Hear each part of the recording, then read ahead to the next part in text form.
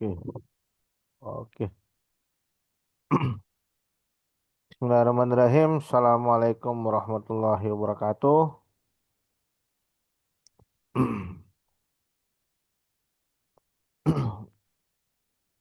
Oke, jadi alhamdulillah kita bisa ketemu lagi di malam hari ini untuk melaksanakan agenda sharing session kita ya. Jadi malam hari ini narasumber kita adalah Pak Wisnu Sanjaya ya. Jadi beliau adalah seorang praktisi freelance trainer dan juga seorang dosen. Eh, jadi topik materi kita di malam hari ini adalah terkait dengan Proxmox ya. Jadi materi kita di malam hari ini adalah terkait dengan Proxmox eh, yang nanti akan dibawakan langsung oleh Pak Wisnu Sanjaya. Tanpa berlama-lama lagi, kita mungkin bisa langsung mulai saja untuk seri session kita di malam hari ini. Untuk mempersingkat waktu, saya persilakan kepada Pak Wisnu Sanjaya. Waktu dan tempat saya persilakan. Oke, baik. Terima kasih ya, Mas Azul. Ini masih di Multimatic ya? Oh, Enggak. backgroundnya, Oh, backgroundnya aja. Kira backgroundnya, di backgroundnya. sana. Habis ada meeting soalnya tadi. Nah, saya ganti dulu. Oke, enggak apa-apa ya. Siap. Kirain masih di sana. Ah, Oke, ya baik. ah, Terima kasih ya. Ya, oke, untuk kesempatan yang telah diberikan ya. Jadi mungkin nanti ke depan ya sedikit apa yang saya pahami, yang saya ketahui terkait tentang virtualisasi ya, khususnya Proxmox nanti semoga bisa bermanfaat untuk teman-teman semua ya, teman-teman semua ya nanti mungkin kalau ada yang mau kita diskusikan atau mungkin teman-teman mau menambah ya enggak apa-apa ya. Kita sharing-sharing aja ya. Mumpung di bulan Ramadan ini. Malam 27 harusnya gaspol nih. Oke, saya mungkin perlu ya. Perlu sharing dulu ya, share screen ya. oh, siap. Saya jadikan host dulu ya. Oke, oke. Oke, sudah. Saya. Oke, sudah siap. Oke. Oke, mungkin lebih enak saya biasanya full screen aja biar enak. Oke, tampil ya. Siap, sudah muncul. Oke, oke ya. Oke. Baik ya, ini mungkin saya awali dengan ini ya. Jadi kemarin sempat dihubungi ya Pak Zul untuk bagaimana kalau kita sharing ya. Saya minta kira-kira materinya apa ya. Saya tanya apakah Proxmox sudah pernah di sharingkan atau belum. Kalau belum ya Alhamdulillah kita bisa sharing di sini ya terkait dengan Proxmox gitu ya. Nah kemudian mungkin perlu kita pahami ya. Mungkin teman-teman sudah apa ya, istilahnya ngerti ya Proxmox itu apa ya. Dia salah satu ya semacam kayak bukan vendor ya yang mengeluarkan terkait dengan teknologi virtualisasi gitu ya. Gitu. Kemarin juga habis ngisi training terkait dengan Promok juga ya. Mungkin ini bisa saya sharing juga ini. Oke. Ini ya. Ya, sebelum jauh-jauh terkait Promok ini mungkin sedikit perkenalan. Mungkin ada teman-teman yang sudah ngerti ya. Tidak apa-apa, kita lewati aja. Ha- Harapan kita ya kita ngerti terkait dengan virtualisasi ini apa ya. Harapan kita adalah kita nanti paham ya terkait dengan teknologi virtualisasi yang digunakan di lingkungan industri ya, industri. Nah, bagaimana nanti terang konsep virtualisasi itu sendiri, instalasi, konfigurasi ya. Mungkin karena ini sharing session ya, waktu kita terbatas dan nanti mungkin ada beberapa yang kita percepat gitu ya, kita percepat. Gitu. Nah, ini nanti materinya tidak apa-apa. Nah, ini secara konsep, secara umum ya terkait dengan virtualisasi. Ya, selama ini ya, nah, sebenarnya bukan sekarang ya, dulu. Kalau sekarang mungkin udah apa ya, udah masif ya tentang virtualisasi mungkin teman-teman udah banyak ngerti tapi mungkin era apa ya awal-awal tahun 2000-an ya apalagi khususnya yang 2005 ke sana itu mungkin banyak sekali teman-teman yang mungkin belum ngerti ya belum ngerti atau belum ya mungkin dengar aja mungkin belum ya terkait dengan teknologi virtualisasi ya itu. Nah, jadi masih penggunaan sifatnya yang tradisional arsitektur. Jadi harapannya dulu kalau kita install semacam kayak sistem operasi lah kayak gitu, pasti kita harus menyediakan satu hardware. Ya, untuk yang misalnya untuk server kayak itu kita pasti untuk salah satu jenis server ya kita pasang hardware satu gitu ya. Nah, misalnya kita mungkin banyak server yang tidak digabung ya, ya dia harus terpisah PC-nya. Misalnya kita butuh tiga server, ya server aplikasi kita bikin tiga PC atau perangkat. Nah, itu sifatnya tradisional di sebelah kiri ini ya. Jadi ini umum dulu dipakai ya. Nah, seiring dengan perkembangannya teknologi ya, baik teknologi itu terkait dengan teknologi perangkat atau hardware ya, juga teknologi aplikasi, maka dikembangkanlah teknologi virtualisasi ya. Itu. Ya, contoh aja gini ya, misalnya kita bayangkan perkembangan hardware. Sekarang kita kalau lihat ngomong PC ya, PC dengan memori 16 giga, ya, 16 giga, terus prosesornya Core i7 yang kecepatannya mungkin 3 giga guys ke atas gitu kan ya. Nah, itu kan kalau kita ngomong semacam itu kan ya semacam over ya, overkill ya. Kalau hanya kita gunakan misalnya hanya untuk sekedar satu server, ya, atau mungkin semacam kita gunakan untuk kepentingan desktop biasa itu kan overkill ya, ya overkill ya. Jadi karena perkembangan hardware begitu ya begitu masif ya, maka bagaimana untuk mengoptimalkan ya penggunaan penggunaan hardware tersebut supaya jangan sampai ada sifatnya yang sifatnya terbuang ya atau mubazir kayak gitu kan ya. Nah, kita lihat mungkin ya kita kalau kita ngerti ya, misalnya kalau kita lihat pakai sistem monitor atau task manager itu kan kalau untuk pengguna biasa ya atau mungkin yang server biasa itu kan ya mungkin apa penggunaan resource kan sedikit ya. Penggunaan resource kan sedikit, prosesornya masih banyak yang perlu kita yang bisa kita optimalkan kayak gitu kan ya. Nah, itu maka dikembangkan teknologi virtualisasi ya. Di mana teknologi virtualisasi nanti dia menjadi semacam kayak layer tersendiri. Ya, layer tersendiri sehingga di atas layer virtualisasi tersebut maka kita bisa mendevelop ya, kita bisa menginstal multiple OS di sana ya. Banyak Oh, gitu ya. Banyak OS di sana sehingga nanti untuk semacam apa penggunaan hardware-nya lebih optimal ya, lebih optimal. Ya, karena ya resource-nya yang terlalu tinggi tadi maka bisa kita gunakan sama untuk menjalankan beberapa banyak OS atau aplikasi di sana ini. Ini ya, nah, sekarang itu hampir dikatakan semua sudah memanfaatkan teknologi virtualisasi, khususnya di industri ya, khususnya di industri. Kalau untuk mungkin semacam kita pengguna biasa atau desktop mungkin belum, ya. Paling-paling kita hanya mungkin semacam ini ya, semacam ini misalnya ya, mungkin kita menggunakan ini, ini ya. Mungkin yang ini sudah biasa kita ya. Ya, penggunaan VirtualBox kayak gini mungkin teman-teman udah biasa atau VMware Workstation gitu ya. Mungkin ini udah umum mengerti gitu ya untuk ini. Nah, ini salah satu jenis saja ya. Ini sebenarnya masuk salah satu jenis virtualisasi ya. Salah satu jenis virtualisasi di sini. Ya, ya di sini ya. Ada juga dua jenis virtualisasi yang digunakan ya. Ada yang disebut dengan namanya bare metal atau type 1 ya, tipe satu ya, tipe satu. Ada juga nanti yang tipe 2 hypervisor atau yang disebut dengan hosted ya, hosted. Ya, yang selama ini kita gunakan untuk pengguna desktop adalah ini ya, tipe 2 hypervisor ya, layarnya disebut dengan hypervisor ya. Ini. Ini yang umum kita gunakan ya, di mana kita punya hardware atau semacam kayak PC atau laptop kan kita. Nah, kita ada sistem operasi di dalamnya, yang misalnya kita pakai Microsoft Windows atau kita pakai Linux ya, semacam yang saya gunakan ini. Nah, kemudian di atasnya kita beri layer hypervisor atau virtualisasinya. Misalnya tadi kita menggunakan VirtualBox ini ya, VirtualBox atau jangan menggunakan apa VMware Workstation atau mungkin virtualisasi yang lain juga banyak.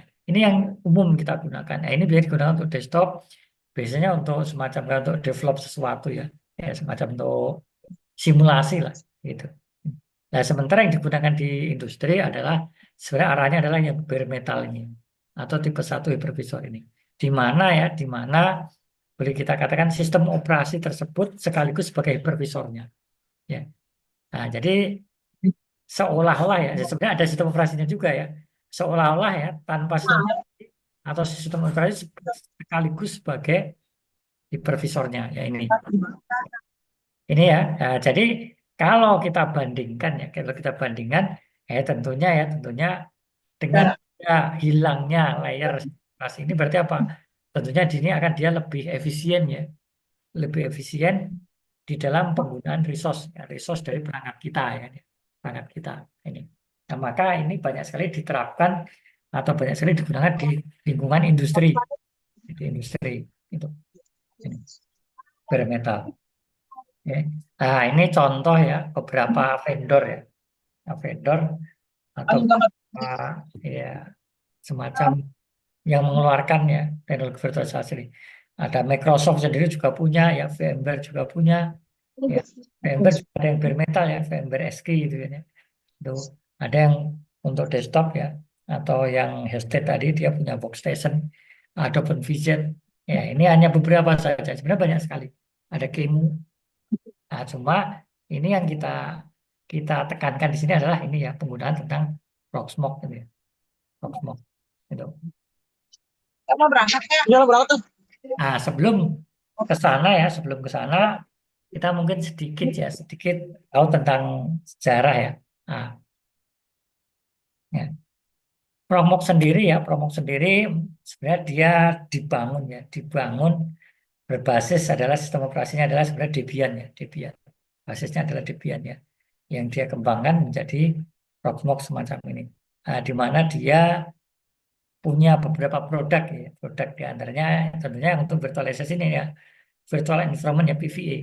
Nah, environment dia juga ya punya backup server, ada juga mail gateway.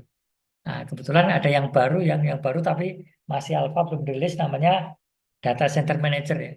Nah, ini semacam nanti menjadi ekosistem dia yang nanti bisa terintegrasi semua ya untuk menjadi sebuah solusi itu ya. Nah, mungkin sebelum kenapa kok kita mengangkat tema produk semacam ini ya, ya. Karena kita ketahui ya selama ini mungkin yang bisa kita katakan apa ya paling banyak atau boleh kita katakan semacam standar lah kayak gitu ya di di kalangan enterprise ya di industri itu masih banyak menggunakan produk yang berbasis dari VMware tadi ya yaitu VMware SQ itu ya ya hampir boleh dikatakan paling banyak ya itu. Nah, setelah perkembangan kemarin setelah ada apa VMware diakuisisi dari sisi bisnisnya ya oleh Broadcom mulai versi ke-6 kemarin kemudian ada beberapa ya insiden ya terkait kemarin kalau nggak salah versi 6 ya apa VMware yang versi 6 itu ya adanya ransom yang mengenai apa VMware ya versi 6 itu ya versi 6 terus versi 7 itu juga ada atau mungkin yang apa yang kemarin ya terkait dengan PDN itu kan juga terkait dengan virtualisasi VMware kan ya, yang kena itu kan ya ada kaitannya ke sana. Nah, itu sudah mulai semacam membuat orang itu ya apa ya mulai mencari alternatif lah kayak sebenarnya bukan mencari alternatif sebenarnya ya bagaimana supaya mencari hal yang bisa menjadi solusi ya karena setelah diakuisisi tadi juga banyak sekali perubahan-perubahan terkait dari sistemnya VMware sendiri ya. Misalnya contoh paling banyak itu yang sering saya terima terkait dengan keluhan-keluhan ya dari teman-teman yang di enterprise itu adalah dari sisi cost ya, cost biaya. Iya. Jika mereka menggunakan produk-produk dari VMware itu cost-nya cukup tinggi ya. Cost-nya cukup tinggi. Ya. Jadi kalau boleh kita katakan ya misalnya semacam kayak apa ya perusahaan lah ya, atau industri yang boleh disebut menengah ya, menengah ke bawah kayak itu. Nah, itu akan terasa begitu berat ya jika menggunakan produk tersebut ya, kan, ya. Kalau mungkin yang menengah ke atas ya atau lewat enterprise mungkin masih bisa menggunakan itu ya. Tapi itu pun sebenarnya dari sisi apa? Dari sisi cost-nya juga sebenarnya ya, mereka mungkin ya seandainya bisa ditekan akan ditekan gitu ya. Gitu. Ya, itu. Jadi kenapa solusinya adalah prokmok ya. Nah, setelah ada dua kejadian semacam itu ya, lah sekarang udah semacam seperti yang saya sampaikan di judul menarik untuk dilirik ya. Saya sebenarnya kalau yang banyak sekali di luar negeri ya, di luar negeri itu justru mas sebenarnya hampir bisa kita katakan di luar negeri orang banyak sekali yang senang menggunakan produk-produk yang berbasis open source. Ya, prokmok ini salah satu yang berbasis open source ya. Nah, kenapa? Ya salah satu hal yang disenangi atau alasan utama menggunakan produk open source adalah ya semacam kemerdekaan ya. Kemerdekaan mereka untuk memanfaatkan, ya. Mereka mengcustom sesuai dengan kebutuhan mereka. Itu sebenarnya arahnya ke sana. Gitu ya. Bahkan banyak sekali yang di luar negeri itu perusahaan enterprise pun justru malah senang menggunakan produk-produk open source ya karena supaya mereka tidak tergantung ya, tidak tergantung dengan ya vendor tertentu ya, vendor tertentu semacam tidak tersandra ya. Ini. Oke. Ah, itulah yang menjadi kalau di kita itu menjadi semacam kayak nilai plus ya. Kenapa orang memilih untuk Prokomok ya?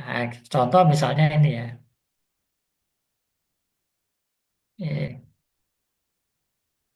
Inilah dari sisi pricing ya, pricing. Nih,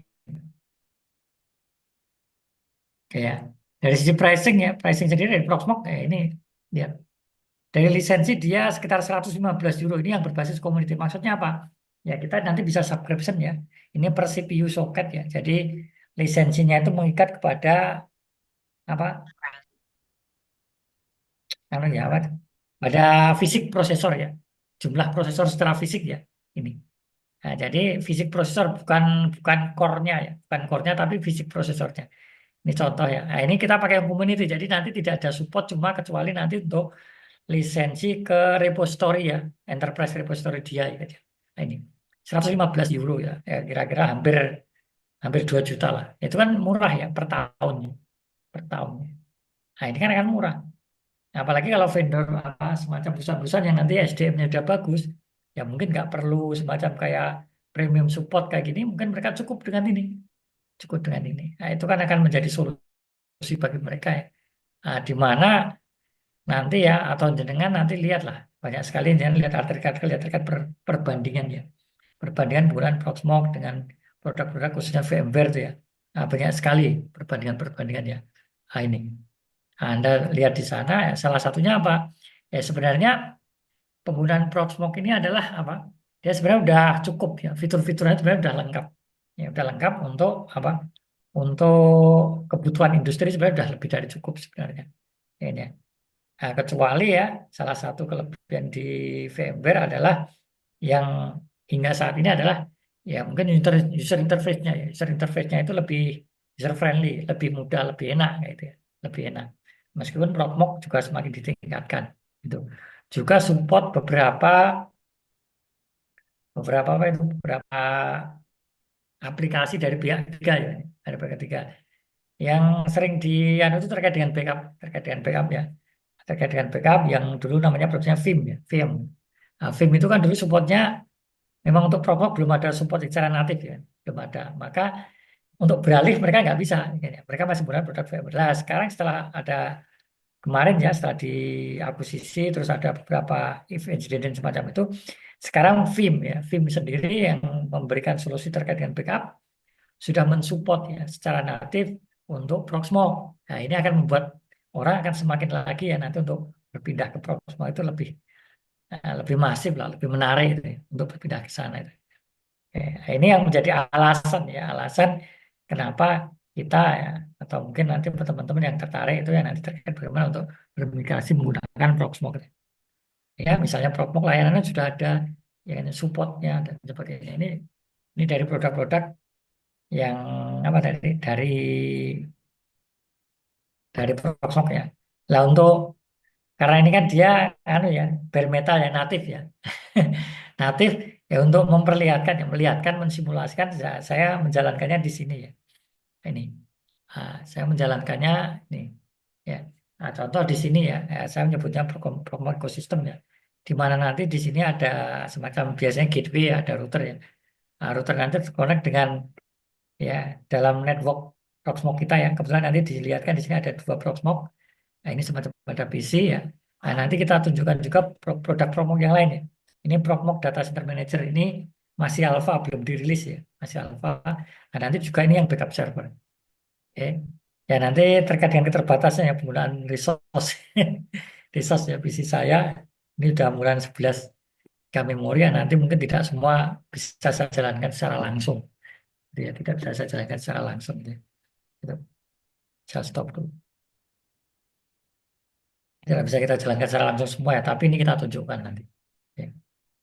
Nah, sebelum itu ini ya, nah ini saya lihatkan contoh ya pemanfaatan Proxmox ya di sini ini. Ini ya contoh ya ini. Ini Proxmox yang ya ini sebenarnya dipakai oleh salah satu ya, salah satu teman ya. Teman itu kebetulan sebenarnya ya sekolah semacam kayak SMK kayak gitu kan ya. Di SMK kebetulan saya bantu di sana dalam arti untuk mensupport ini ya. Lah, di sana itu kan kalau SMK ya, di jurusan TKJ itu harus ada semacam kayak apa ya, unit produksi lah. Bagaimana SMK itu punya penghasilan kayak gitu kan ya. Yang bisa nanti untuk semacam untuk magang siswanya dan sebagainya. Ini kebetulan mereka punya server ya awalnya. Mereka manfaatkan ya. Kemarin dapat usulan ya saya coba manfaatkan. Kebetulan servernya ya spesimennya lumayan ya. Bukan yang lumayan, RAM-nya 128 ya. Nah, ini kita gunakan untuk ini ya. Kita gunakan untuk virtualisasi promo. Nah, di sana nanti kita bikin VM ya. Semacam kita nanti jual VPS. Semacam jual VPS yang bisa dimanfaatkan ya. Nanti VPS ini ya yang butuh manage atau semacam kayak untuk support ya nanti kita arahkan ke siswa ya. Siswa-siswa nanti untuk mensupport satu-satu kayak gitu. Sehingga nanti income-nya ya untuk sekolah itu bisa untuk sekolah, untuk ya semacam gurunya, juga untuk siswanya juga dapat income. Ya ini terapkan. Ya banyak sekali VM di dalamnya ya ini. Nah ini contoh aja penggunaan VM yang kalau di sebenarnya kalau kita production atau industri sebenarnya bisa juga itu ya. Bisa juga itu ya. Ini bisa juga itu. Oke. Nah, nah, kemudian dikala kita bagaimana? Kita harus kalau mau butuh untuk menginstal ya, mau mencoba ya. Nah, tentunya kita mengacu ke sini ya. Nanti kalau detail terkait dengan Proxmox, ya, Anda semua bisa ngarah ke ya admin guide-nya ya. Ini lengkap semua. Ya, jangan nyari dokumen-dokumen tutorial yang berbahasa Indonesia pun rata-rata mengacu ke sini semua ya. Beberapa nggak di sini. Kalau mau detail semua ada di sini. Ya. Ini ya. Nah, untuk rekomendasi hardware ya, dia menyarankan ya minimal ya 64 bit ya kan ya itu. Nah, kemudian yang support virtual ya, ya support virtualisasi ini. Memorinya 2 GB untuk OS Proxmox-nya ya. Nah, tentunya terkait dengan jumlah VM yang ada di dalamnya, ya ini nanti tergantung ya. Ya, tentunya akan nanti berkembang ya untuk penggunaan redundant storage, SSD, ya kan ya. Nah, ini. Kemudian ada kartu jaringan dan seterusnya ya. Ini rekomendasi hardware ya. Ya, kalau mau minimal ya untuk latihan ya jangan pakai ini juga bisa lah RAM-nya 1 GB dan sebagainya. Untuk latihan saja tidak apa-apa ini. Nanti. Oke. Oke. Nah, ini instalasi ya, instalasi. Nah, kalau instalasi saya rasa enggak apa ya, saya rasa bukan hal yang rumit ya bagi Anda semua ya, mungkin terbiasa dengan Linux ya, seperti nginstal Linux saja. Bahkan lebih simple ya dibandingkan install Debian itu sebenarnya dia sudah dibikin simple ya. Nah, di sini misalnya ini ya. Nah, di sini nanti eh, eh, ini ya. Ini ya. Nah, ini misalnya saya stop ya. Saya stop. Nah, ini kan ya. Nah, saya rasa instalasinya ya nggak masalah ya. Kita mau grafikal global biasa install Linux bisa ya. Nah, ini justru lebih simpel sebenarnya. Ya. Nah, ada opsi-opsi aja yang lebih simpel. Oke, nanti sambil kita skip ya. Ya,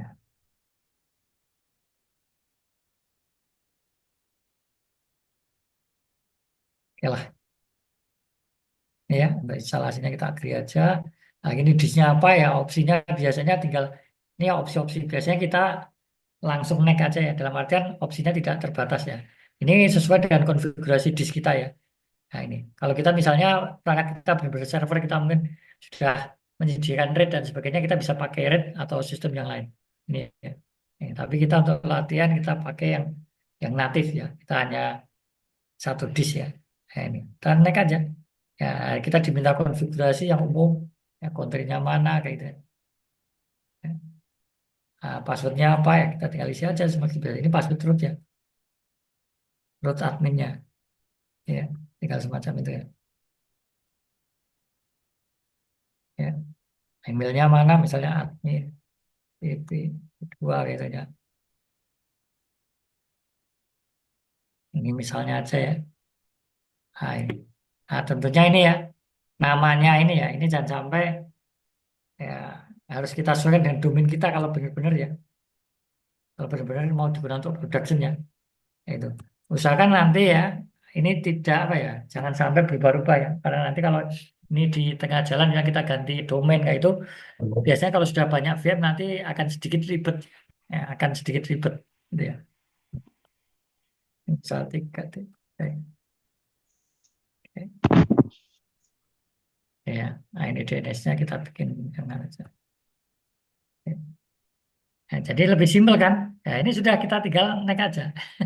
Tidak ada opsi yang lain itu. Ini, semacam ini nanti dia akan selesai. Oke. Nah, karena ini server ya, server itu rata-rata ya dia berbasis command line, namun untuk konfigurasi ya, konfigurasi kita di Proxmox ini kita diberi interface ya, user interface basisnya adalah grafikal ya, grafikal. Jadi ini contoh kita ini ya, kita gunakan yang ini ya. Ini kita ada yang satu yang juga bisa kita remote ya, kita remote ya, 3T2 nanti Anda bisa remote semacam ini ya. Nih, kita tinggal ketik alamatnya IP-nya berapa ya, sini ya. Ya, saya perbesar dikit. Ini ya. Nah, nanti kalau sudah ini, saya tinggal ketik alamatnya portnya 8006 ya. Portnya 8006 nih, nah, nanti kita langsung ke dia. Nah, inilah ya interface ya atau semacam dashboard ya. Dashboard kita dalam berinteraksi dengan produknya. Ini semua, semua. Oke, nah, ini. Nanti kalau ini yang sudah jadi juga sama ya. Kalau yang mana tadi? Nah, ini kalau sudah jadi nanti kita bisa remote langsung semacam ini nanti. Gitu. Ini ya.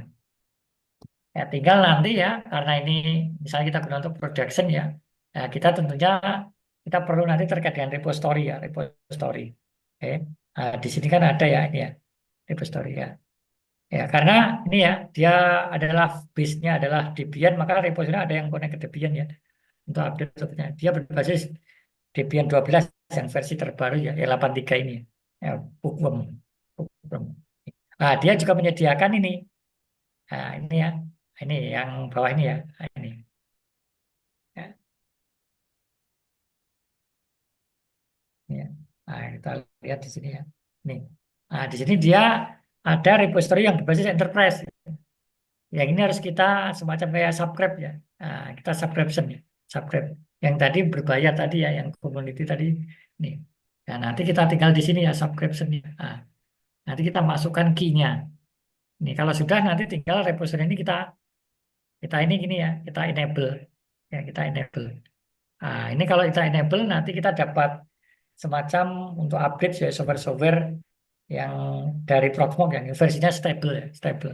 Ya, itu. Nah, sehingga menjadikan Proxmox kita itu lebih ya, lebih apa ya, lebih bagus ya, lebih perform ya kalau digunakan untuk production. Ini repository-nya ya. Nah, tinggal nanti kita misalnya di sini update ya. Nah, kita refresh, update, upgrade kayak gini bisa.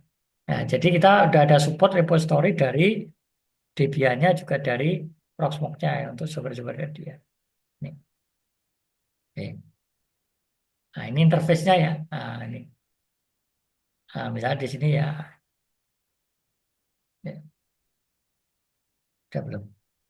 Oh, ini sudah ya. Nah, ini sudah. Nah, dia sudah kita anu dulu ya. EMB.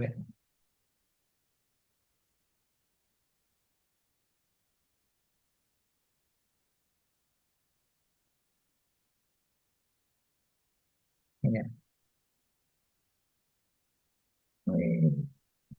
Ini Proxmox-nya yang kedua ini ya. Ini kita bootingnya untuk melakukan ke disknya ya. Ya, sistem bootingnya kita lakukan. Oke ya. Nah, ini tinggal kita running ya. Ya. Kita matikan dulu stop. Kita running. Nah, ini tadi yang baru kita install ya. Baru kita install. Ya. Nah, nanti kita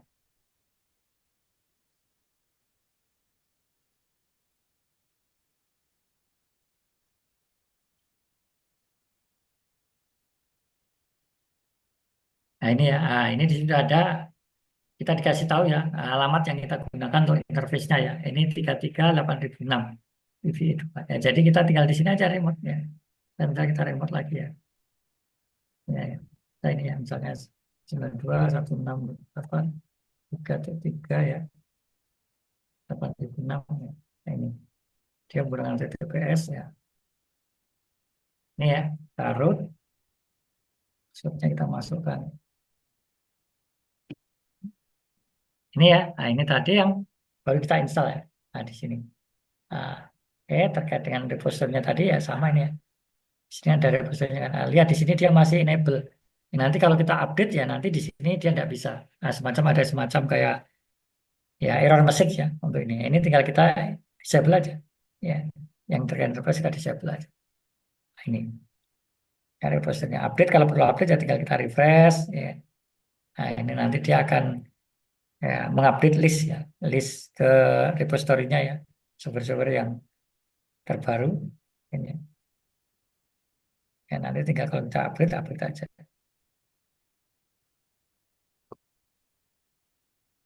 Ini ya. Ah, di sini kalau udah ada ini muncul yang perlu kita update. Ya, ini kebanyakan memang dari masih ini ya, yang masih dari repository Debian-nya ya, Debian-nya, bukan dari Proxmox-nya yang enterprise tadi ya itu. Ah, karena ini adalah lingkungan untuk virtualisasi ya. Biasanya nanti kita akan apa ya, mendevelop ya, ada semacam nanti ada virtual machine yang ada di dalamnya itu hanya. Nah, ada VM di dalamnya itu hanya. Nah, kita nanti tinggal create VM ini.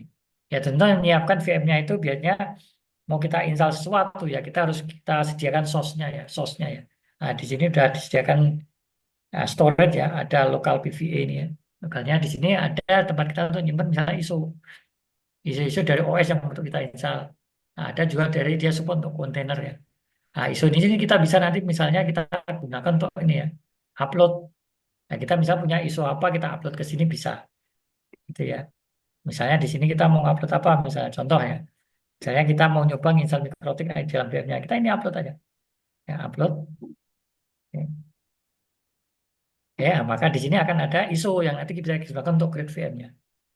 Atau kalau kita misalnya ini ya, nah kita mau apa untuk kontainer ya, kontainer. Nah, jadi kan dari mana? Kalau udah punya tinggal upload aja. Kalau belum, ya kita misalnya ada link download, kita bisa uploadnya itu lewat download aja. Kita kasih link download, maka dia akan download kontainer yang nggak ada di internet. Atau ini juga sama ISO, kalau kita belum punya upload dari lokal, kita bisa download dari URL langsung. Ya, bisa kita lewat download langsung. Tuh. Ya. Atau kalau enggak, sebenarnya kalau yang kontainer ada bawaannya. Nah, di template ini ya, si Proxmox menyediakan beberapa template untuk anu ya, untuk kontainernya ya. Di sini yang bisa kita gunakan.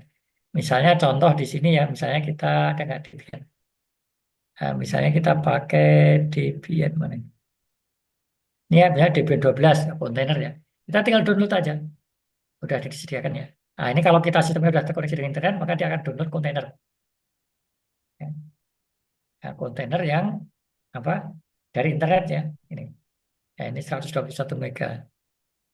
Ya, ini. Dia akan tersimpan ke dalam direktori Farlib VZ template. Ya. Ini download kontainer. Ya. Oke, sambil dia download mungkin berapa lama kita coba ya. Ini ya, misal contoh di sini kita udah punya kontainer template, ISO-nya kita sudah ada kayak gini kan ya. Ya tinggal, misalnya kita mau create VM ya, kita di sini udah ada menu. Biasanya nanti terletak di sini ya. Nah, akan terletak di sini, tersimpan ya kita tinggal create VM aja, VM ya. Nah, tinggal kita kasih nama apa? Misalnya saya tadi mau misal mikrotik ya, kita bisa misalnya router OS misalnya, semacam ini ya. Kita kasih ini. Ya. Oke. Tinggal kita ini create VM. Ya, ini nah, oke, tadi kita punya ISO ya. Nah, kita cari ISO-nya ini mikrotik. Kalau kita tidak pakai, kita do not use ya. Kita hanya create dummy VM aja ya, belum tinggal install ya bisa. Atau kalau enggak ini ya, kita misalnya pakai mikrotik. Ya, sistemnya apa ya? Ini default ya, by default ini adalah ini. Default terus disk ya. Nah, ini ya. Nah, di sini perlu kita perhatikan ya. Ya, mungkin untuk mikrotik ya router OS tidak support untuk SCSI ya. Nah, ini kita pakai misalnya yang ID atau yang SATA ini bisa ya. Kita pakai yang versi lama yang nanti disupport oleh mikrotik. Karena nanti kalau tidak disesuaikan dengan OS-nya ya nanti bisa jadi nggak kedetek disknya ya. Ini ya. Nih. Nah, ini CPU-nya berapa? Misalnya kita prosesornya ya 1, 2 core kayak ini ya bisa. Ini tergantung hardware Anda. Ya, jangan sampai ini melebihi fisik core-nya ya. Misalnya prosesor kita soketnya 1, ini kita bikin 2. Ya dia tidak mau ya. Nanti ada masalah. Oke. Nih. Nah, ini juga nanti ke ini penggunaan memorinya berapa. Micro kita pakai ya 256 sudah lebih dari cukup ya. 256 mega. Ya, 256 mega. Ini. Nah, ini nanti networknya apa ya? Nanti kita cek ya. Kita coba nanti model di network sini ya. Nah, untuk di network ya. Nah, ini install sudah. Ya, nah, ini kalau di network nih ya, nah, nanti di network untuk Proxmox ya, ada nanti dia ada mode namanya bridge ya. Ya, ada ini yang bridge ya. Nah, nanti semacam menjadikan virtual switch ya, virtual switch untuk VM-VM di dalamnya. Nah, biasanya secara default dia sudah dibuatkan satu bridge ya, VMBR 0. Nah, kalau kita lihat di sini lah ya, atau lihat kita lihat nih. Nanti kita VMBR 0. Defaultnya ini, nah, baru ada satu VMBR 0. Oke, ini kita naik, confirm yakin kita finish.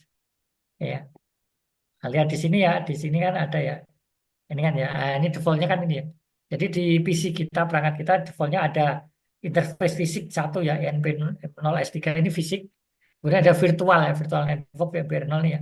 Ini semacam jadi virtual suite ya, kita kasih bridge untuk VM-VM di dalamnya. Di dalamnya. Ah, semisal ya, mungkin kita kayak ini ya.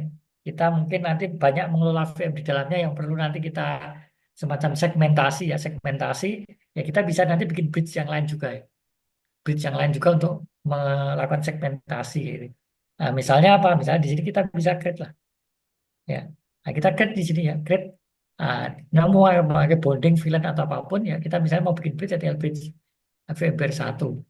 Nah, kalau mau kita kasih IP langsung, kita kasih IP juga boleh ya. Misalnya kita nanti mau segmentasi untuk ya 68 misalnya 100.1 ya. Nah, nah 101 nanti gateway-nya ya, tinggal mau dikasih gateway enggak. Ya, misalnya ya 100.254 ini. Oke, tinggal naik aja. Ya, ini 124 ya. Ya, nah tinggal nih ya, kita create gateway double access. Oh, nah saya dikasih gateway aja enggak apa-apa. Oke. Nah, maksudnya nanti kalau dikasih gateway nanti error ya. Ini ya, ya nanti bisa kita download segmentasi ya. Kita masih bisa untuk yang lain juga bisa. Kan kita nggak tahu ya semacam kayak ini ya misalnya. Kalau kita banyak VM di dalamnya semacam kayak tenan kita ya atau pelanggan-pelanggan kita lah. Nah itu ya nanti mungkin perlu segmentasi kita bisa jadi nanti buat VM yang banyak. Ya, VM yang banyak. Tergantung ya, ini tergantung kebutuhan Anda nanti di sini. Oke. Ya ini tadi ya, misalnya kita konekkan ke VM 0 tadi ya. Di kita tadi kan, nah ini ya. Nah, ini sudah ada satu VM ya. Satu VM ya kita tinggal cek lah VM kita ya terkait dengan hardware-nya ya. Nah, misalnya RAM-nya dan sebagainya kalau memang perlu tambahan ya misalnya contoh ini kan karena router OS ya router apa masa router interface-nya hanya satu kan enggak ya kita bisa nanti add interface yang lain ya, misalnya apa network device ya ya nah kita masukkan kemana misalnya kita masukkan ke VMware 1 ya bisa kita add nih ini ya ini. Kita bisa banyak upgrade di sini. Atau kita misalnya mau penambahan disk ya, kita bisa add aja disk atau perangkat-perangkat yang lain. Hard disk dan seterusnya ya. Ini tergantung nanti VM kita ini. Ini. Oke. Nah, kalau kita misalnya ya, ini kan yang VM ya. Kalau kita mau yang kontainer ya, nah, kita bisa create ini. Nah, misalnya apa? Kita kasih misalnya Debian. Debian City ya, kontainer kayak itu ya. Nah, ini kita bisa tinggal connect ya. Ini passwordnya apa ya? Nah, untuk defaultnya kita kasih misalnya passwordnya ini ya. Ya. Oke. Nah, tinggal naik aja, ya kan ya. Template-nya mana? Kita tadi sudah punya template kan? Kontainernya, disknya berapa ya kan ya? Ini kan? Oke, bawaan dia kan, misalnya 8 GB atau berapapun, CPU-nya dan seterusnya ya, memorinya berapa kayak gitu. Oke, ini network-nya, nah, confirm-nya. Nah, kalau kontainer berarti dia udah tinggal kita running ya, kita running. Nah, di sini ya. Ya, ya ini tinggal kita nanti mau create VM berapapun, tinggal kita tambahkan di sini banyak. Ini ya, ini. Ya, ya. Jadi misalnya contoh nanti yang router OS ini tadi ya mau kita install, kita tinggal cek di sini ya. Nah, kita optionnya di sini kan, ya misalnya di sini ya boot order ya, semacam kayak pengaturan BIOSnya kan, bootingnya kita dari ini ya, uh, ISO-nya MikroTik kita taruh atas ya, kemudian tinggal booting, oke. Ini kita tinggal start aja. Kita bisa menggunakan konsolnya ini ya untuk melihat interaksi langsung dengan VM-nya, atau kita bisa konsol yang web based di luar kayak gini ya, bisa ya. Nah, kalau kita mau lihat dari sini juga bisa, kita tinggal start aja. Ini ya. Nah,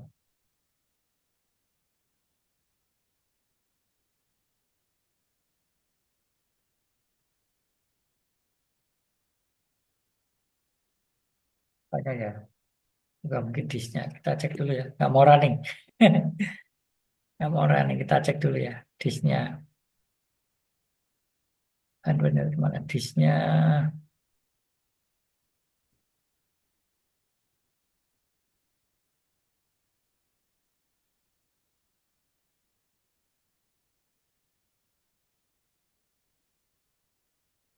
Tadi D ya. Kita beli D ya tadi.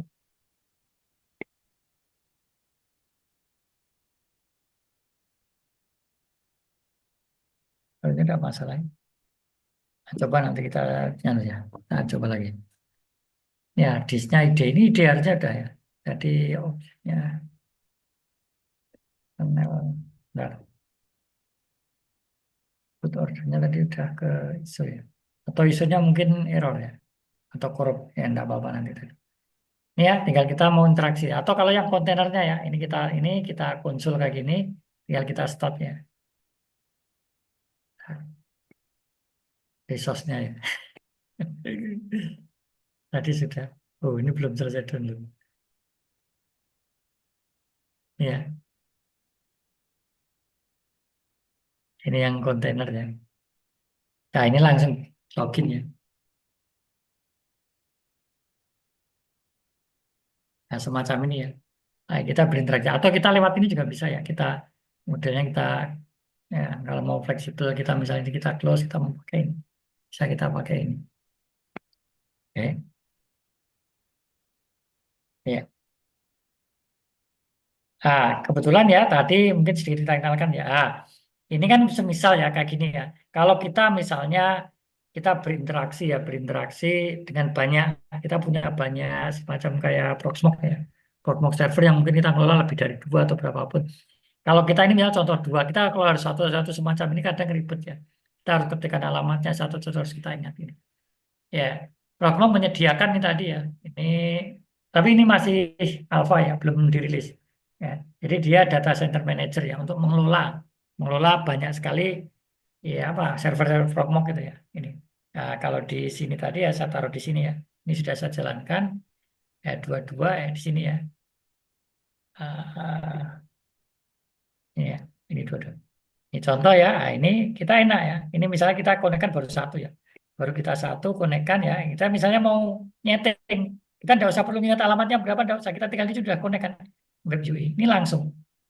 Ya. Nah, langsung interaksinya semacam ini. Misalnya contoh tadi kita di sini udah ada anu ya, ada ini kan ya. Nah ini kita close aja dulu enggak apa-apa ya. Nah, ya.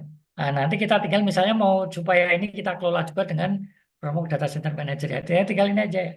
Di remote-nya ini ya. Di remote-nya kita add Proxmox VA. Nah, kita tinggal cek IP-nya. Tadi gini ya, 192.168 ya 3.3 kan tadi ya. Portnya 8006. Oke. Nah, ini tinggal gini ya untuk mengkoneksikan dia ya menggunakan fingerprint ya. Ya, setiap Proxmox udah ada fingerprintnya ya. Nih, SSL-nya kan ini kan ya. Nah, ini kita review certificate ya. Nah, di sini ada fingerprintnya kan. Ini tinggal kita copy. Ya, kita copy ke ini ya tadi.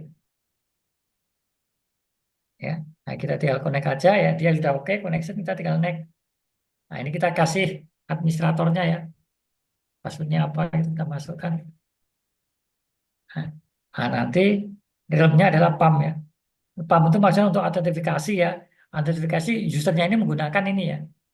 menggunakan autentifikasi berbasis Linux ya. Karena ini kan ada yang PVA kan. Kalau PVA ini berbasis Proxmox-nya.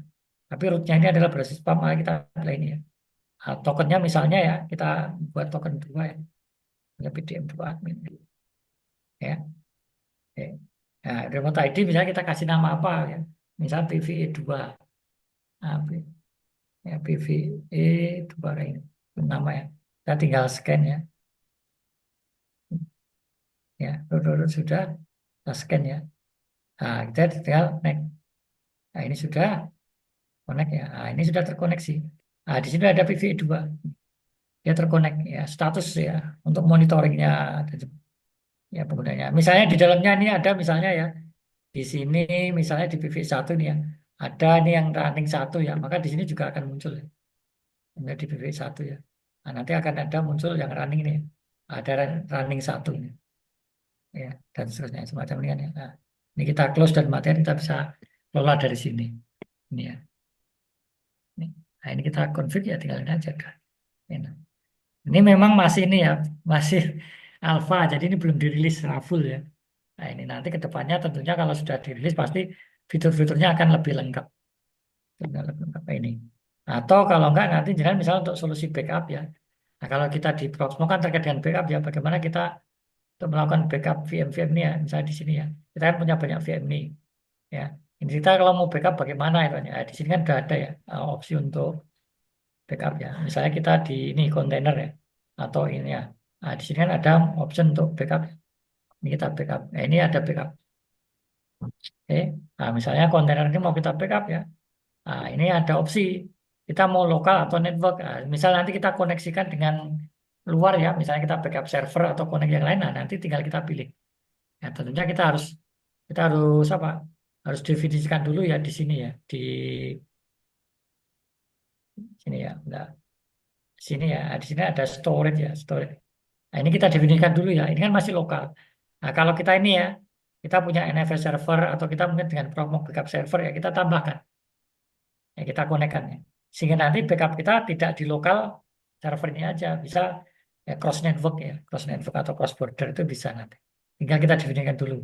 Ya, waktu di sini nanti ya. Waktu di sini nanti, waktu ini ya. Ya, waktu kalau kita mau backup, misalnya ini ya. Waktu backup, nah nanti tinggal ini backup no, tinggal nanti mana. Misalnya lokal ya lokal. Nah, untuk opsi backup ada 3 ya. Snapshot, suspend, stop ya. Kalau snapshot ini berarti apa ya? Berarti ini ya sistem kita masih running, masih jalan, kita bisa backup. Ya, dia masih jalan, masih bisa kita akses kayak gitu. Ya, masih bekerja lah itu kita bisa akses.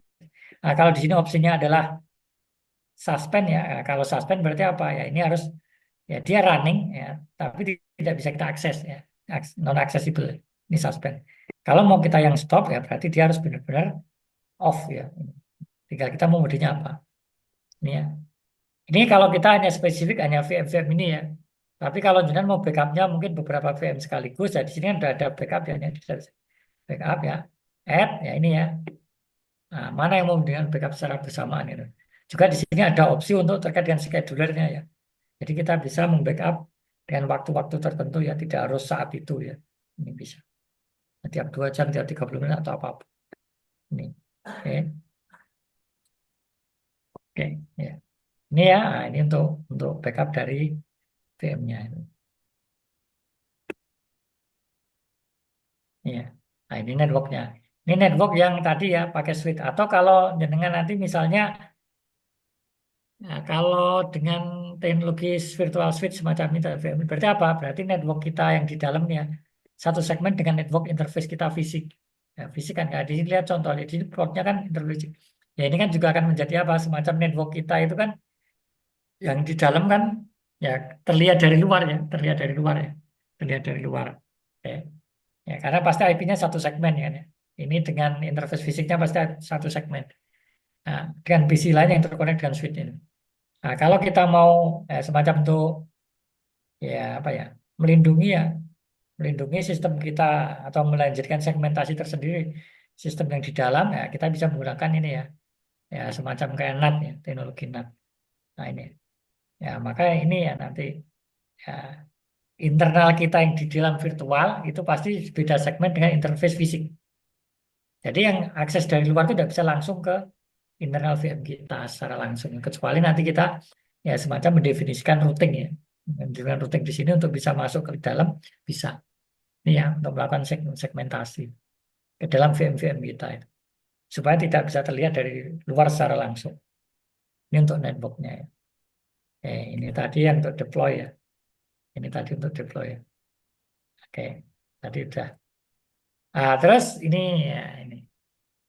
Ini user management. User management. Nah ini ya kadang ini ya misalnya kadang kita diminta untuk beberapa OS ya. Nanti kemudian masing-masing OS ini mungkin yang mengelola beda-beda ya. Atau kalau misalnya dengan menyewa untuk VPS kan setiap user Anda kan ya kebutuhannya kan cuma untuk akses mereka kan. Nggak mungkin mereka kita akses ini tadi ya akses root hingga dia bisa melihat VM-VM di dalamnya kan. Jangan sampai dia nanti mengakses VM yang bukan bukan punya dia itu kan ya. Ini berbahaya. Maka ini perlu kita atur ya. Sehingga nanti masing-masing user itu hanya bisa untuk mengakses VM mereka sendiri ya. Ini contoh paling gampang misalnya di sini kan ya. Nah, di sini kan ya. Nah, di sini kan ada user ya. Nah, kita bisa create user aja misalnya Eko ini. Eko ya. Nah, kita untuk autentikasinya ya, kita menggunakan PVA. Ya, passwordnya apa kita kasih ya.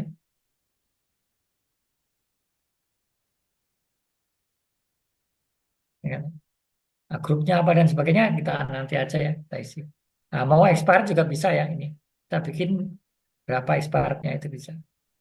Oke, kalau di sini. Nah, tinggal kita masukkan ke rule-nya ya. Ya, role-nya ini kan ya. Ini role-nya kan sudah ada tersedia di sini sudah ada administrator dan sebagainya kan ya. Oke. Ya, ini sudah ada usernya dan sebagainya. Ini nanti tinggal kita tambahkan di sini. Ya. Ya. Nah, tinggal nanti usernya kita tambahkan ya. Bentar tadi usernya mana tadi? Usernya.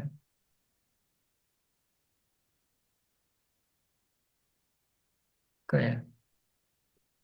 Ini ya, kita masukkan permission-nya ya. Ini di permission dia ada di sini untuk ekornya. Itu. Ini ya, kita tambahkan ya. Misalnya ada user permission di sini, kita tambahkan misalnya kita dia untuk menggunakan VM101 ya misalnya. Ini VM101. Oke. Aksesnya apa? Ya, misalnya dia bisa melakukan apapun hanya terhadap VM dia ya. Misalnya dia sebagai administrator VM1, VM101. Ini kita ya. Nah, kita usernya apa? Ya, ini tadi Eko ya. Kita add kayak ini. Nah, jadi nanti jika kita akses ya, misalnya di sini kita akses, misalnya kita logout dulu, oke ya. Nah, kita menggunakan misalnya Eko ya. Kita gunakan Eko tadi, kemudian maksudnya kita masukkan kayak gini. Nah, kita pakai PVA, kita login, ya. Maka dia hanya bisa ini ya, ini. Dia hanya mengakses kita kasih semacam kayak permissionnya, hanya untuk mengelola satu VM dia aja. Kita batasi sehingga tadi dia tidak bisa mengelola VM-VM yang lain. Ya mungkin itu tenan kita yang lain ya, atau mungkin semacam pelanggan kita yang lain. Itu kan ya. Nah, ini. Oke. Lah, sekarang ini ya. Nah, sekarang nanti biar jadi pertanyaan aja lah. Waktu kita terbatas dengan 10. Oke. Ini, ya. Ya, ini ya. Ini user management. Nah, ini ya. Sertifikatnya bisa menggunakan sertifikat lain. Kemudian permissionnya ini tadi udah. Ini contoh aja. Ini backup restore. Mungkin ada yang mau ditanyakan dulu ya. Mungkin sedikit yang kita sharing itu. Waktu terbatas. Ya. Silakan mungkin teman-teman ada yang mau tanyakan dulu. Mau. Silakan. Oke, eh, mungkin ini bisa dijawab Mas Oh ya ini Wisnu ya. Di chat. dari Ehsan Fikri. Izin Pak, apakah ada save path untuk ekspor dari OVA firmware menjadi CT VM Proxmox? Ya, ya bisa Pak. Jadi semua format ya, format VMDIS itu bisa ya. OVA itu bisa diekspor langsung ke apa ke Proxmox bisa ya. Nah, bahkan justru sekarang ya ini menjadi peluang ya, peluang Anda ya. Nah, sekarang kan kayak tadi ya, banyak sekali ya yang mungkin pengguna-pengguna dari VMware itu kan ya, mereka tertarik atau berusaha untuk semacam untuk migrasi ya ke Proxmox ya, itu menjadi peluang bagi sendiri Anda ya. Bagaimana untuk memigrasikan dari sistem berbasis VMware ke Proxmox secara seamless gitu ya. Nah, itu banyak sekali nih peluang untuk ke sana itu. Ya. Untuk OVA bisa ya. Untuk OVA bisa. Ya, Anda cari artikelnya lah nanti ada ya. Ya, ini ya. Convert OVA to Proxmox itu ada. Ya, nah, mungkin kita share dulu ya. Dan di apa? Inilah. Ini ya, nah, di sini ada ya. Ya. Kalau tadi ditanyakan OVA ya. Ini ya, nah, ini ya. Nah, ini Anda bisa langsung mengkonvertnya. Ya, pakai game import to OVF dan seterusnya dia. Ini. Jadi bisa. Ya, jadi OVA-nya kita anu ya, OVA-nya itu nanti dibongkar dia di dalamnya kan ada bentuknya hijau deh. Hijau itu. Tuh. Jadi support untuk Proxmox semakin bagus semakin banyak itu ya. Ya tapi kalau kita ngomong ya, kalau kita ngomong namanya tingkat kebutuhan ya, apakah Anda butuh itu dan seterusnya ya. Karena kan ya tentunya berkembang ya, fitur-fiturnya ini pun masih banyak sekali dikembangkan untuk support-support yang lain itu kan ya. Itu. Jadi kalau opsi ya, kalau ditanya kayak tadi ya, bagus mana antara Proxmox dengan VMware ya, tentunya semua akan bergantung kembali kebutuhan Anda ya, kebutuhan Anda ya. Tapi kalau kalau secara umum ya terkait terkait dengan beberapa hal tadi ya, fiturnya juga sudah sebenarnya kita cukup. Kemudian dari sisi cost biaya itu sebenarnya ya sangat menarik sekali ya jika untuk migrasi ke Proxmox gitu. Tuh. Nah sekarang contoh ya. Jenengan lihat aja lah, misalnya kayak orang yang jual-jual VPS itu ya, VPS. Mungkin untuk yang awal-awal lah ya, awal-awal semacam Anda mau membuat kayak apa ya? Anda buat bisnis ya, menyewakan VPS kayak itu kan ya. Kan nggak mungkin Anda itu awal ya, baru awal buka terus anu ya, terus apa itu? Anda terus beli VMware kayak itu kan nggak mungkin ya.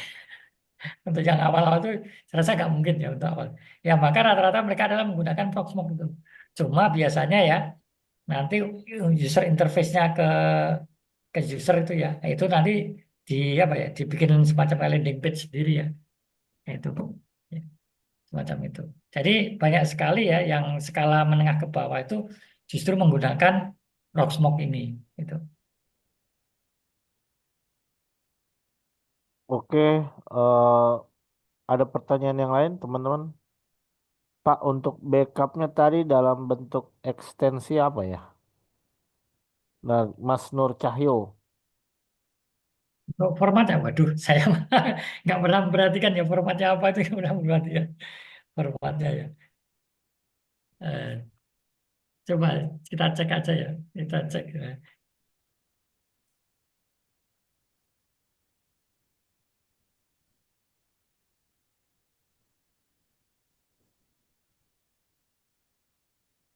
Ya tergantung anu ya, tergantung apa tadi? Apa waktu jangan melakukan backup ya. Ini tadi, oke. Nah, kita lihatkan dulu ya. Share.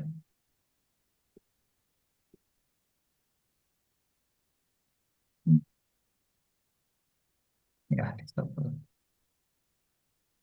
Ini kan ya tergantung waktu jenah tadi waktu backup ya. Ya, waktu backup kan ya. Waktu backup kan ya. Nah, ini tadi ya kompresinya menggunakan apa ya? Formatnya tergantung ini. Ya. Kalau LZ2, gzip atau YSVD ya ini kan format-format untuk backupnya ya. Ini.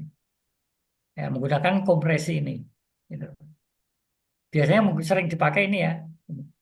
Ya, karena dari sisi kecepatannya ya, kecepatan juga apa ukurannya dia lebih kecil ini. Jadi formatnya tergantung ini kompresinya ini ya. Ini.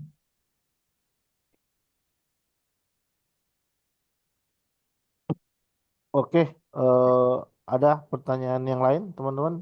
Eh, jadi kalau Saya lihat waktu juga udah cukup ini ya, menunjukkan jam 9 lewat 30 ya. Ya. Jadi Yang jelas mungkin anu ya, yang jelas ya, kalau kita ya mungkin dari kita sisi semacam bisnis lah ya, bisnis atau kita orang mencari ya opportunity ya, opportunity ya. Sebenarnya ini justru membuat peluang kita kan ya, peluang kita yang cukup besar sebenarnya ya. Kayak tadi ya, bagaimana untuk migrasi itu sekarang banyak sekali ya untuk kebutuhan untuk migrasi-migrasi dari sistem yang sudah ada ya, karena banyak sekali kekhawatiran juga ya untuk berpindah ke Proxmox itu banyak sekali ya untuk butuh support di sana. Juga nanti arahnya ke training-training tuh untuk penggunaan Proxmox itu juga banyak. Jadi bagi Anda semua yang untuk mencari opportunity sebenarnya ini peluang cukup ya. Gitu. karena ini ya apa? Karena melihat VMware juga udah diakuisisi sama Broadcom itu saya lihat banyak kebijakan yang berubah juga itu. Iya, iya itu Ter- salah ter- satunya. Ya. Salah satunya masalah license itu kan, masalah Iya, license dan lain sebagainya gitu. Jadi memang menurut saya Proxmox ini alternatif yang bagus lah untuk beralih gitu. iya. Sebenarnya justru isu yang terbesar bukan anu, Pak. Bukan license-nya sebenarnya. Isu kemarin loh setelah terjadinya ransom itu loh. Oh Ya, ya, Contohnya yang versi 6 ya, VMware SKI yang versi 6 itu kan kemarin banyak sekali yang kena kan itu ya. Ya, di teman saya itu sampai benar-benar down itu servernya karena kena ransom ya. Bahkan sampai ke backupnya pun juga ikut kena itu ya. Ya, itu kerugiannya cukup besar. Akhirnya ya harus ya bagaimana berpikir ada cari solusi kayak gitu ya. Ya kalau kita ngomong ransom ya bukan berarti terus Prokmok ini free enggak ya. Tapi yang jelas ya memang apa di sana belum terlalu banyak itu ya, belum terlalu banyak. Ya, gitu. tapi supportnya ini ya apa Proxmox ini by community ya. Nah, itu yang salah satunya. Kalau kita tadi yang support dari vendornya juga ada tadi. Oh Kan dari license-nya kan vendornya tadi ada. banyak ya. Ada Oh yang iya. ah, cuma kalau yang misalnya kita yang mungkin untuk awal-awal kayak itu kan ya, untuk skala menengah ke bawah ya kita cukup community aja. Nggak Ya apa-apa. betul Wong. betul. Kan kita banyak sekali kan komunitas ya di Facebook, di Iya grup itu betul. kan banyak sekali ya. Community Proxmox Indonesia juga ada itu ya di Facebook. Jadi kalau menurut saya selama dia open source sih sebenarnya pasti banyak supportnya. Iya, Dari iya, vendor, komunitas itu banyak lah. iya. Oke, mungkin itu cukup untuk di hari ini ya, untuk di malam hari ini. Jadi